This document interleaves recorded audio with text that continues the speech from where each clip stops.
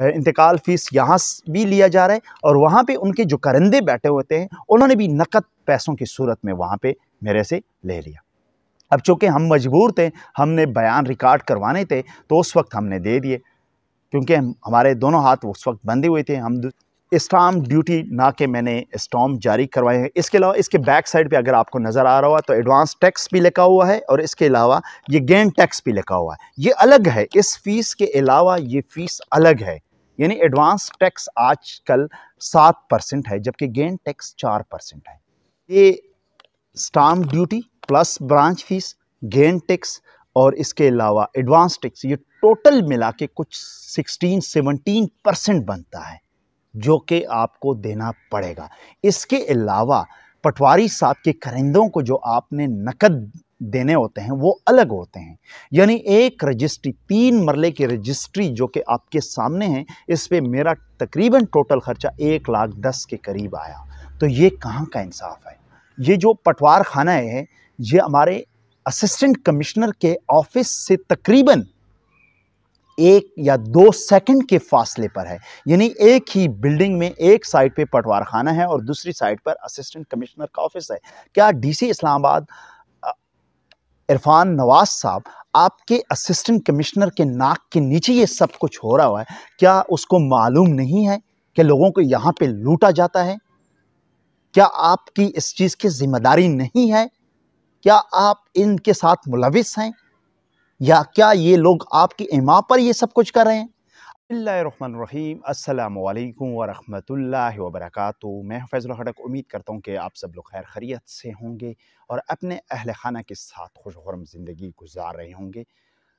आज मैं डीसी इस्लामाबाद इरफान नवाज मेमन साहब से मुखातिब हूँ और इससे पहले कि मैं आगे बात कर सकूँ तो तमाम देखने वालों से गुजारिश करता हूँ कि इस वीडियो को आखिर तक ज़रूर देखें। इंशाअल्लाह ये आपके लिए बहुत फ़ायदेमंद साबित होगा और आने वाले दिनों में आप भी इस किस्म के मुश्किलात से बच सकते हैं जिन मुश्किलात से मैं गुज़रा हुआ हूँ। और इसके अलावा आज मैं इस वीडियो में जो भी बात कहूँगा वो सच पर मबनी होगा। इंशाअल्लाह उसमें झूठ किसी किस्म का शामिल नहीं होगा, क्योंकि कल को अगर मैं किसी के सामने बात भी करूँगा, मेरे से हल्फियन ये बात पूरी होगी कि मैंने जो कुछ इस वीडियो में कहा है वो सच पर मबनी था। क्योंकि मेरे ऊपर जो कुछ गुजर चुका है, मैं चाहता हूँ कि कल को आप लोगों के साथ ये वाक़या ना हो। मैं डीसी इस्लामाबाद से ये अपील करना चाहता हूँ कि आप इस पर फौरी एक्शन लें। आप मुझे भी बुलाएं, आप उनके बंदों को भी बुलाएं, मैं साबित करके रहूँगा इंशाअल्लाह। और दूसरी बात कि इस वीडियो को ज़रूर शेयर करना है ताकि ईवान के आला ओहदेदारों तक हमारी बात पहुंच सके, ताकि हमारे गरीब अवाम करप्शन से बच जाएं, हमारे गरीब अवाम लूट मार से बच जाएं। क्योंकि एक तरफ महंगाई है, दूसरी तरफ पूरे पाकिस्तान पर सैलाब आया हुआ है। दूसरी साइड पे हर जायज़ काम डिमांड किया जाता है कि आप जब तक आप मुझे इतने पैसे नहीं देंगे तो मैं आपका जायज़ काम नहीं करूँगा। तो ये कौन सी बात हो गई? आप लोग किस चीज़ की तनख्वाहें ले रहे हैं? आखिरकार आवाम का क्या गुनाह है? हमसे क्या चीज़ सरज़द हो गई है ऐसी कि जिसकी पदाश में हमें हर तरफ से लूटा जा रहा है? तो मैं डीसी इस्लामाबाद से अपील करता हूँ कि खुदारा आप इस चीज़ को रोकें, क्योंकि ये आपके ज़िम्मेदारी हैं। ये ज़िला आपके अंडर आता है, ये लोग आपके अंडर में हैं। आप इसको खुदारा सही ट्रैक पर लाएं और लोगों को लूटने से बचाएं। अभी मैं वाक़ई की तरफ आता हूँ। जो मेरे साथ वाक़या हुआ है वो, चूँकि मैं रियल एस्टेट के शोबे से मुंसलिक हूँ तो हम ज़्यादातर काम रजिस्टर्ड सोसाइटीज़ में करते हैं। वहाँ पे ट्रांसफ़र करवाना कदरे आसान होता है पटवार खाने से या रजिस्ट्री करवाने से। वहाँ पे आपकी एक स्टैंडर्ड फ़ीस होती है, वो फ़ीस आपने अदा करनी होती है। सेलर और परचेज़र आप दोनों आप हाज़िर कर लें, वहाँ पे बयान लिए जाते हैं। स्टाम्प पेपर से आपको एक बयान हल्फ़ी ली जाती है, आप उसको जमा करवा लेते हैं तो आपको एक दो हफ्ते के बाद आपको ट्रांसफ़र मिल जाती है। तो ये बड़ा आसान तरीका होता है, क्योंकि वहाँ पे कोई हिडन चार्जेस नहीं होते, बल्कि एक स्टैंडर्ड फ़ीस होती है जो सबके लिए होती है। लेकिन जब दूसरी तरफ आप यानी कोई प्लाट रजिस्ट्री इंतकाल पर होती है, तो वहाँ पर आपको दोनों हाथों से लूटा जाता है। एक तो टैक्स की मदद में, आजकल टैक्स इतनी ज़्यादा हैं कि अगर आप 3 मरले के प्लाट रजिस्ट्री करवाना चाहते हैं या तस्दीक इंतकाल करवाना चाहते हैं, तो गेन टैक्स अलग होता है, इसके अलावा एडवांस टैक्स अलग होता है, और भी हिडन चार्जेस ये जो पटवार खाने वाले होते हैं या जो रजिस्ट्री वाले होते हैं, वो आपसे यानी करप्शन की मद में भी इतना बटोर लेते हैं कि आपको दोनों हाथों से लूटा जाता है। तो ये वाक़या जो मेरे साथ हुआ था, ये पिछले हफ़्ते हुआ था। चूँकि मैं ज़्यादातर सोसाइटीज़ में काम करता हूँ, लेकिन यार दोस्त के कहने पर पोश इलाकों में भी उनको प्लाट्स लेके दे देता हूँ। तो हमारा एक रिश्तेदार था, उनको मैंने 3 मरले का प्लाट इधर इस्लामाबाद में लेके दिया था। उन्होंने मुझे कहा कि इस दफ़ा रजिस्ट्री नहीं करवानी, बल्कि मुझे डायरेक्ट तस्दीक इंतकाल करवा दे। तो मैंने एक रजिस्ट्री वाले बंदे से पूछा कि इसमें हमें कोई बचत होगी कि नहीं होगी? उसने मुझे कहा कि आपको ब्रांच फ़ीस की जो ब्रांच फ़ीस है, आप उससे भी बच जाएँगे, और इसके अलावा स्टाम्प ड्यूटी भी आपके ऊपर नहीं होगी। तो आप सीधा जाके बयान दे दें और आपको एडवांस और गेन टैक्स पे करना पड़ेगा। तो हमने भी इस चीज़ को गनीमत समझा कि हमें शायद थोड़ी बहुत बचत भी हो जाएगी। आपके इल्म में है कि टैक्सेस के रेट इतने ज़्यादा बढ़े हुए हैं कि एक आम रजिस्ट्री पर भी तकरीबन 1 लाख से ज़्यादा खर्चा आता है।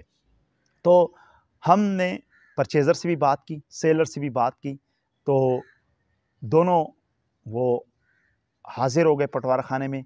जब हम पटवारी के कमरे में चले गए, शायद आप लोगों ने भी देखा होगा, वहाँ पे 5-6 बंदे मौजूद होते हैं पटवारी के अलावा। अब मुझे ये इल्म नहीं है कि इन लोगों को सरकार तनख्वाह देती है या पटवारी साहब अपने जेब से देते हैं। तो पटवारी की तो इतनी सैलरी नहीं होगी कि इन 6 बंदों को वो अपनी जेब से तनख्वाह देते हैं। अगर सरकार की तरफ से उनको इन बंदों को तनख्वाह मिलती है, तो वो लोगों को क्यों एक्स्ट्रा पैसे लेते हैं? तो इसकी ज़िम्मेदारी किसकी है? इसकी ज़िम्मेदारी सरकार की है। इसकी ज़िम्मेदारी डीसी साहब आपकी है। अगर एक फ़र्द के ऊपर वो आपसे 1000-2000 रुपए, यानी आम जो बिजली का जो फ़र्द होता है, उससे के लिए आपको चार्ज करते हैं। इंतकाल करवाने के आपसे वो 5-6 हज़ार रुपए चार्ज करते हैं। इसके अलावा अगर तस्दीक इंतकाल यानी आप जब बयान देते हैं, तो उसके आपसे 20,000 रुपए चार्ज कर लेते हैं। तो ये कहाँ का इंसाफ़ है? ये गरीब आवाम कहाँ से पूरा करेगा? अगर एक बंदे ने सारी उम्र जमा पूंजी करके अपने लिए एक प्लाट लिया है, अपने बाल बच्चों के लिए, कि इस पे मैं उनके लिए घर बनाऊँगा, तो ऑलरेडी उनके ऊपर टैक्सेस इतनी ज़्यादा हैं, और दूसरी तरफ से पटवार खाने के लोग उनको तैयार बैठे होते हैं कि इनको हमें दोनों हाथों से लूट लो। तो ये कहाँ का इंसाफ़ है?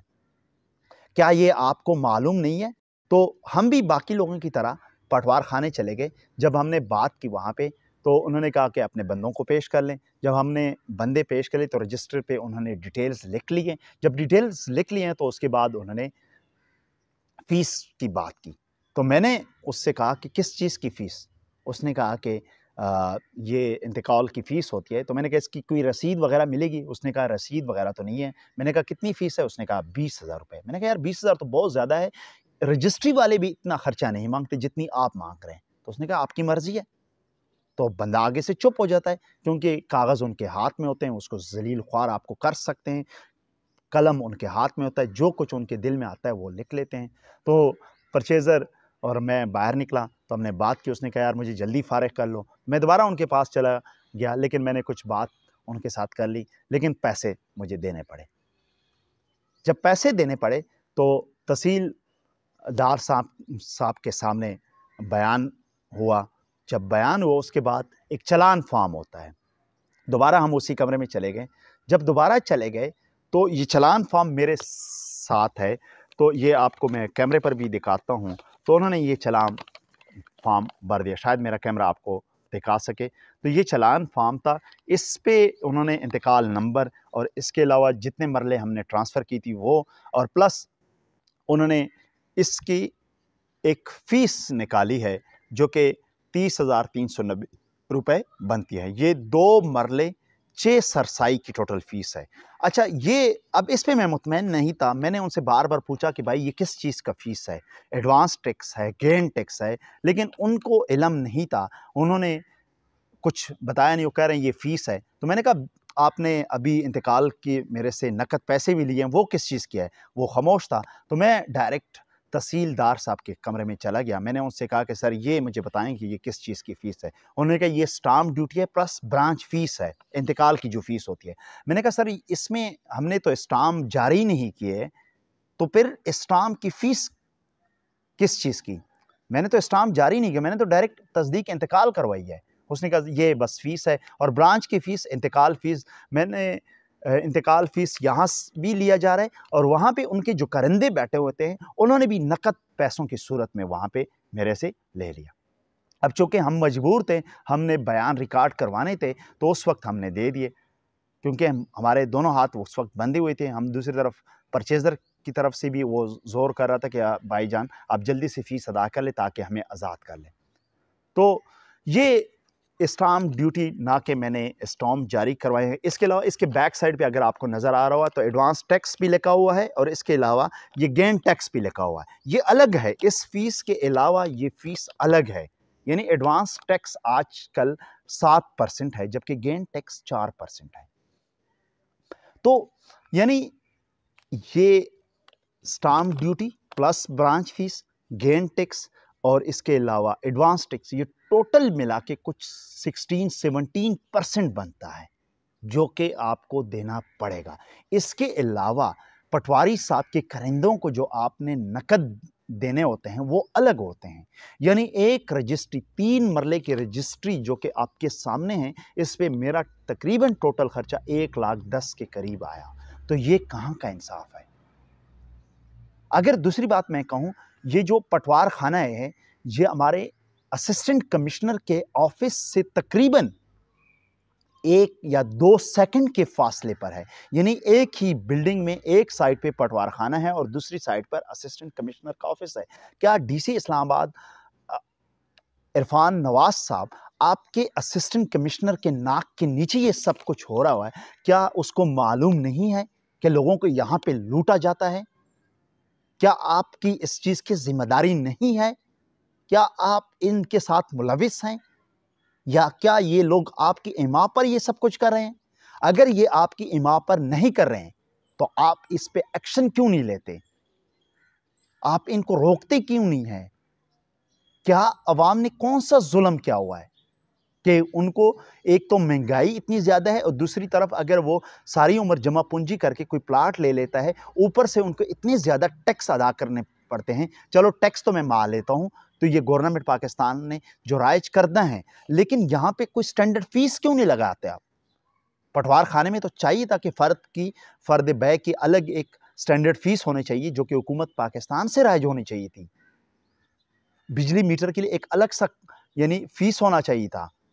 वो सबके साथ यकसां होना चाहिए था, अवेज़ा होना चाहिए था वहाँ पे, लेकिन वहाँ पे तो कुछ भी नहीं है। वहाँ के उन कारिंदों की मनमानी है।